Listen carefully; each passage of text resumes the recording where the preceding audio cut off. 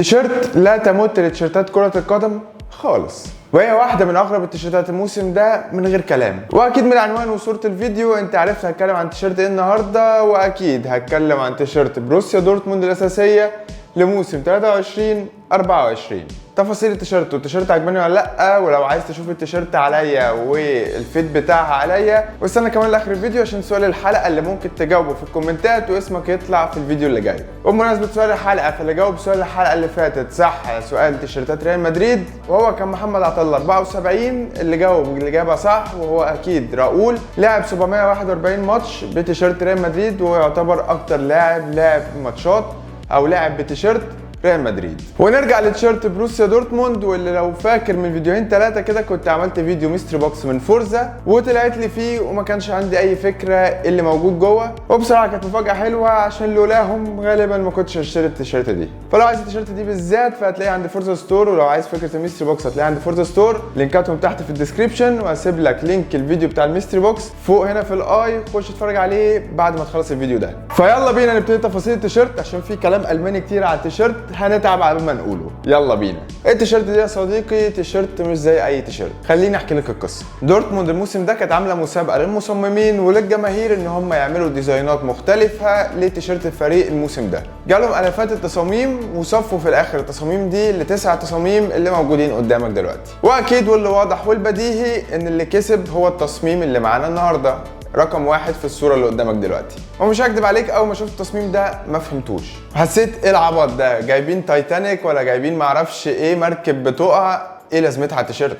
ولكن النادي اعلن ان الشكل اللي على التيشيرت ده مستوحى من ملعب الفريق اللي انا لسه مقتنع ان هم حاطين صوره تايتانيك. فالتيشيرت يا صديقي اكيد جاي لنا باللون الاصفر، ليها سودا مدوره عاديه جدا ومريحه جدا بصراحه. على اليمين لوجو بوما بالاسود متخيط، وعلى الشمال لوجو النادي بالوانه الطبيعيه اصفر واسود عادي جدا، وفوقيه نجمتين باللون الاسود وبساط جدا.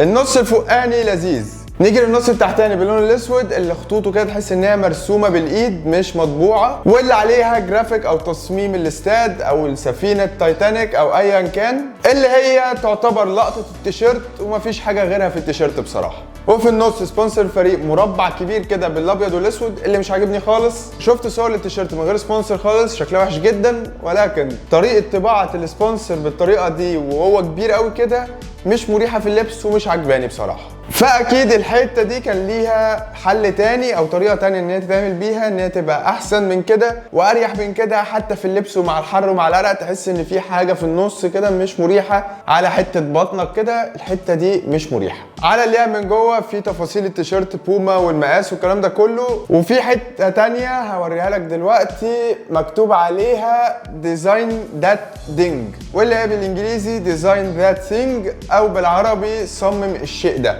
وغالبا ده كان شعار او سلوجن بتاع الحمله دي، ولكن هنا محطوطه في اللياقه بفونت حلو كده وروشه وشادو اسود وشغل عالي يعني. الكمين في بوما عاده بيبقوا لون ساده باللون الاصفر عادي جدا، وعلى الكتف اليمين والكتف الشمال في لوجو بوما متخيط باللون الاسود، وعلى الكتف الشمال في سبونسر الفريق الثاني بالاسود مطبوع، وفي اخر الكمين حته سوداء عاديه جدا مش هتضايقك في اي حاجه زي اللي موجوده في اللياقه. نيجي للظهر باللون الاصفر الساده عادي جدا، وزي ما احنا متعودين في الدوري الالماني ان اسامي الفريق بتبقى مكتوبه على الظهر من فوق، فهنا مكتوب دورتموند بخط رفيع كده باللون الاسود عادي جدا، وفي جزء صغير على الظهر كده من فوق معمول زي هاشتاج بالالماني مش هعرف اقوله، ولكن ترجمته هي بروسيا كونكت او بالعربي بروسيا تتصل، وده دليل ان مدينه بروسيا كلها متصله ببعض. دلوقتي قبل ما اقول لك رايي وليه قلت في الاول ان هي تيشيرت لا تمت لتيشيرتات الكوره بصله، يلا بينا نشوف تفاصيل التيشيرت حته حته.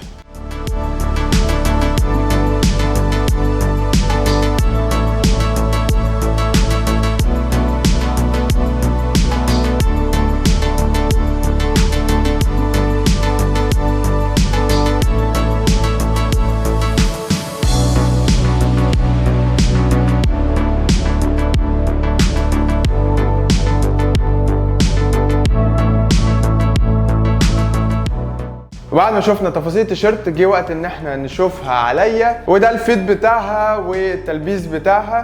انا بالنسبه لي دي واحده من احلى التيشيرتات تلبيس بتاعه بوما، ولا هي ضيقه وماسكه قوي فتضايق، ولا هي واسعه ورخمه. وده قلته في فيديو الميستري بوكس نفسه ان دي تيشيرت من التيشيرتات اللي هي تلبسها على جينز وتنزل.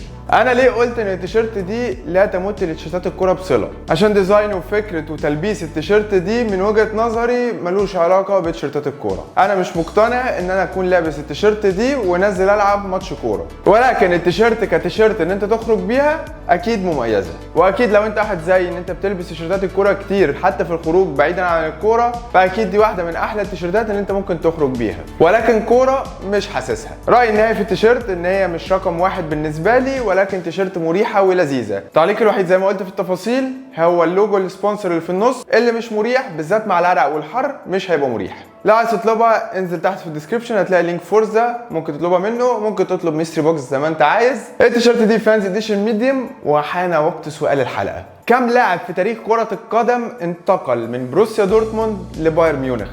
ركز، من بروسيا دورتموند لبايرن ميونخ. اكتب لي اجاباتك تحت في الكومنتات، واول اجابه هتطلع صح هتطلع معانا في الفيديو الجاي. شكرا انك شفت الفيديو، اشوفك الفيديو الجاي. سلام.